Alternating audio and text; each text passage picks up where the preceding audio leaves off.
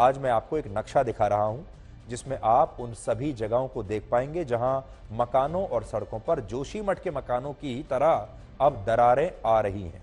इनमें चमोली का कर्णप्रयाग है, उत्तरकाशी की बरकोट तहसील है जहां 9000 से ज्यादा लोग रहते हैं, उत्तरकाशी का नेरी और हडियारी इलाका भी ऐसा ही है जहां पर दरारें आ रही हैं। इसके अलावा पौड़ी गढ़वाल के स्वीत और देहरादून जिले के मसूरी में भी कुछ जगहों पर ये दरारें हैं और टेहरी गढ़वाल के अटाली गांव में भी पहाड़ों की अब यही स्थिति हो रही है। और इसके दो कारण हैं। पहला, इन पहाड़ों पर, इन शहरों में अंधाधुंध कंस्ट्रक्शन की गई है और सरकारों की लापरवाही इस दौरान नॉन स्टॉप चली है।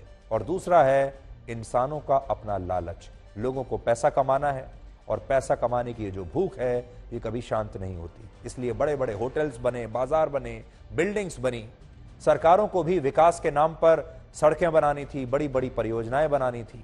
सरकार ये बताना चाहती थी कि पूरी दुनिया से और पूरे देश से जो पर्यटक हैं वो तुरंत एक ही दिन में, कुछ ही घंटों में इन जगहों पर पहुंच सकते हैं। सरकार ये बताना चाहती थी कि यहाँ पर 5 स्टार सुविधाएं आपको मिलेंगी। जैसे 5 स्टार होटल्स दिल्ली और मुंबई में हैं, वैसे ही मसूरी और शिमला में भी बन गए। बड़े बड़े होटल्स इन इलाकों में बना दिए गए, पहाड़ों का सीना काटकर। और सरकारों को लगा कि हम तो बड़ा विकास कर रहे हैं और इंसानों को लगा, व्यापारियों को लगा कि ये तो पैसा कमाने की बहुत जबरदस्त एक अपॉर्चुनिटी है। और आम जनता को तो मजा आ ही रहा था जो वहां रहते नहीं थे, क्योंकि उन्हें यह लगा कि हम तो अब कुछ ही घंटों में इन पहाड़ी इलाकों में पहुंच जाएंगे छुट्टी मनाने के लिए, वहां पर वीडियो बनाएंगे, रील्स बनाएंगे और उन्हें सुविधाएं वही चाहिए जो उन्हें दिल्ली और मुंबई जैसे 5 स्टार होटल्स में मिलती हैं। और इस तरीके से इन सारे लोगों ने मिलकर इन पहाड़ों की आज ये स्थिति कर दी कि ये पहाड़ों को अब हार्ट अटैक आने ही वाला है। सबसे ज्यादा जिम्मेदार मैं इसमें सरकारों को मानूंगा। सरकारें इस सब को रोक सकती थी और ऐसा नहीं है कि सरकारों को पता नहीं था। प्रकृति ने कई बार चेतावनियां दी। आपने देखा होगा लैंडस्लाइड लगातार हो रहे थे, आपने देखा होगा बरसात के दौरान बहुत कई बार भीषण बाढ़ यहां पर आई है और प्रकृति ने कई बार बड़ी बड़ी चेतावनी दी कि आप संभल जाओ। इसके बाद कुदरत ने लंबा नोटिस पीरियड भी दिया, लेकिन सरकारें नहीं मानी। सरकारों ने यह सब होने दिया। जो नेता थे उन्होंने भी ये होने दिया और नेताओं की और व्यापारियों की एक मिली भगत थी, क्योंकि व्यापारी अगर पैसा कमा रहे हैं तो नेताओं की जेब में भी पैसा जाता है। नेताओं को चुनाव भी जीतना था, नेताओं को पैसा भी कमाना था और व्यापारियों को और ज्यादा पैसा कमाना था। देश की बाकी जो शहरों में रहने वाली जनता थी उसे और ज्यादा सुविधाएं चाहिए थी। और इस सब के बीच में कौन पिसा?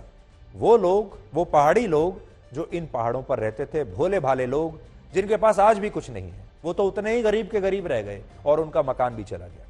एक जमाना था जब पहाड़ी इलाकों को बहुत सुंदर माना जाता था। कड़वा सच अब यह है कि अब इन पहाड़ों की स्थिति भी मेट्रो सिटीज में बन रही झुग्गी बस्ती वाले इलाकों जैसी हो गई है, जहां एक के ऊपर एक मकान चढ़े हुए हैं, छोटे छोटे मकान हैं, जहां पर लंबे लंबे ट्रैफिक जैम्स हैं, जहां सड़कें अब बची नहीं हैं, गाड़ियों की संख्या इतनी बढ़ चुकी है और गाड़ियां इतना धुआं छोड़ रही हैं कि पूरा शहर अब काला होने लगा है। यही हाल अब इन इलाकों का भी है। आज हमने अपनी टीम को जब देहरादून के कुछ इलाकों में भेजा तो इस दौरान हमें पता चला कि जो बरसाती नाले उत्तराखंड को बाढ़ से बचाने के लिए बनाए गए थे, उन नालों पर भी अब लोगों ने अवैध कब्जा कर लिया है और इन नालों के एक बड़े क्षेत्र में अब पक्के मकान बन चुके हैं। तो सोचिए, लोगों ने नाले भी नहीं छोड़े, नालों के अंदर मकान बन गए हैं, नाले सूख चुके हैं।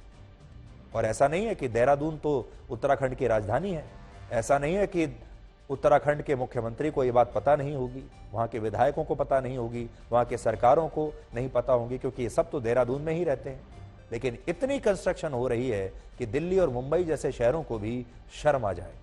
इसके अलावा आज उत्तराखंड में बने 13% से ज्यादा भवन ऐसे हैं जिन्हें लोहे के पिलर्स या फिर तारों से बांध कर खड़ा किया गया है, जब ये नियम के मुताबिक, और ये नियम के मुताबिक गलत है। उत्तराखंड में आपको इस तरह के, जैसे मैं आपको दिखा रहा हूं, इस तरह के मकान आपको बहुत मिलेंगे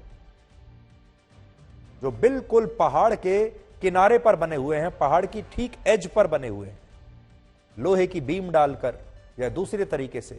जहां एक कमरा होना चाहिए वहां 10-10 कमरे बना दिए, जहां एक मंजिल होनी चाहिए वहां 3-3, 4-4 मंजिलें बन गई। अब आप सोचिए, ये जो तस्वीर आप देख रहे हैं, जिस दिन ये पहाड़ जरा सा खिसका उस दिन इन सारे मकानों का क्या होगा आप अंदाजा लगा सकते हैं। और ऐसा नहीं है कि इन्हें बनाने वालों को ये बात पता नहीं है, यहां रहने वालों को ये बात पता नहीं है, यहां के नेताओं को, यहां की सरकारों को, यहां के सरकारी अफसरों को ये बात पता नहीं है। सबको पता है, लेकिन सबका फायदा है, सबकी जेबें गर्म हो रही हैं।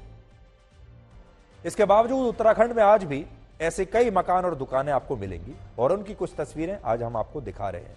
यह समस्या सिर्फ पहाड़ों की नहीं है, इंसानों का लालच जैसा पहाड़ों पर है वैसा ही बड़े बड़े शहरों में भी है। ये तस्वीरें अब आप जो देख रहे हैं, ये दिल्ली को नोएडा से जोड़ने वाले एक्सप्रेस वे की हैं, जिसे हम डीएनडी कहते हैं। और ये डीएनडी यमुना नदी के ऊपर से जाता है। इसमें आप देख पाएंगे कि कैसे अब यहां लोगों ने यमुना नदी के क्षेत्र में भी अवैध कब्जा करके बड़ी बड़ी इमारतें बना ली हैं। ये जो आप इमारतें देख रहे हैं, ये यमुना नदी के ऊपर बनी हुई है। ये प्रतिबंधित क्षेत्र है, यहां पर कोई भी कार्रवाई एक्टिविटी करने से पहले सरकार की परमिशन लेनी पड़ती है। लेकिन लोगों ने यमुना पर भी, यमुना के किनारे पर भी कब्जे कर लिए। और ये यमुना के किनारे सारे के सारे जो आप देख रहे हैं, ये जो बिल्डिंग्स बड़ी बड़ी आप देख रहे हैं, 4-5 मंजिला, अब तो ये पूरा की पूरा शहर बन गया है। ये यमुना नदी पर बना हुआ है, आप विश्वास नहीं करेंगे। ये जो जमीन है, ये यमुना नदी की जमीन है और इस पर कंस्ट्रक्शन अलाउड नहीं है।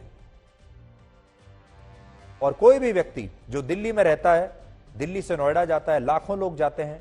इसमें जज भी हैं, इसमें बड़े बड़े सरकारी अधिकारी भी हैं, इसमें सांसद भी हैं, विधायक भी हैं, नेता भी हैं। और ये जो जगह है, ये मुश्किल सुप्रीम कोर्ट से मुश्किल से 15 किलोमीटर होगी, जो जिसकी तस्वीर हम आपको दिखा रहे हैं।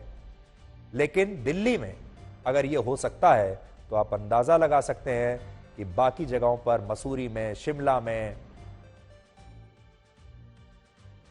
और दूसरे पहाड़ी शहरों में, इलाकों में क्या होता होगा। ये तो हम आपको दिल्ली की बात बता रहे हैं, जो संसद के नाक के नीचे हो रहा है, सुप्रीम कोर्ट के नाक के नीचे हो रहा है। ये सारी की सारी जो बिल्डिंग्स हैं, ये अवैध है, लेकिन इन्हें तोड़ने वाला कोई नहीं। यानी जैसी स्थिति दिल्ली की है वैसी ही देहरादून की है, वैसी ही शिमला की है, वैसी ही मसूरी की है, वैसी ही स्थिति दूसरे शहरों की है। और इसी तरह की स्थिति पूर्वोत्तर के पहाड़ों की भी है। ट्रैफिक जैम देखिए आप। आज दिल्ली और मुंबई जैसे शहरों में रहने वाले लोग ट्रैफिक जैम से परेशान हैं। वो इन जैम से परेशान होकर मसूरी जाते हैं, शिमला जाते हैं। लेकिन सच यह है कि अब इन पहाड़ी इलाकों पर भी दिल्ली और मुंबई से ज्यादा लंबे ट्रैफिक जैम लगते हैं। पीक सीजन में मसूरी के मॉल रोड के पास कई किलोमीटर लंबा जैम लगता है, जिसमें औसतन एक गाड़ी 2 से 3 घंटे तक फंसी रहती है। इस ट्रैफिक जैम की वजह से शिमला और मनाली जैसे पहाड़ी इलाकों की नसें भी अब जाम हो चुकी हैं, या आप कह सकते हैं कि ये नसें अब जम चुकी हैं। तस्वीरें आप देख लीजिए, दिल्ली के ट्रैफिक जैम में, मुंबई के ट्रैफिक जैम में और इस ट्रैफिक जैम में क्या फर्क है। आज उत्तराखंड के मसूरी में हर साल लगभग 13 लाख लोग घूमने आते हैं। इस दौरान दिल्ली, पंजाब और हरियाणा जैसे राज्यों से 3 लाख गाड़ियां यहां पहुंचती हैं। सोचिए, 3 लाख गाड़ियां तो सिर्फ एक शहर मसूरी में आ रही हैं, बाकी जगहों का क्या हाल होता होगा।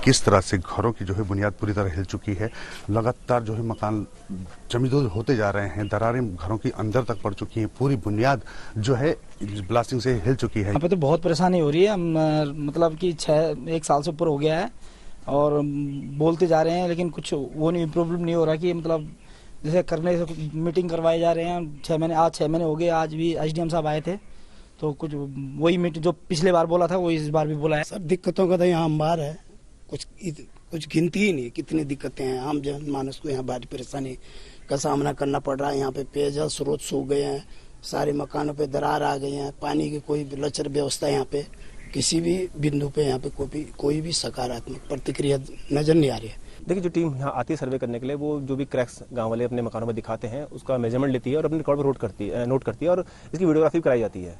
ठीक है, अब इस बार हमने सोचा है कि अब जब भी हमारी टीम यहाँ पर आएगी और हम ये तय कर रहे हैं कि हर माह कम से कम 2 विजिट टीम की यहाँ पर हो और जो भी मेजरमेंट लिए जाएंगे उसकी कॉपी संबंधित मकान के जो स्वामी है उनको दी जाएगी।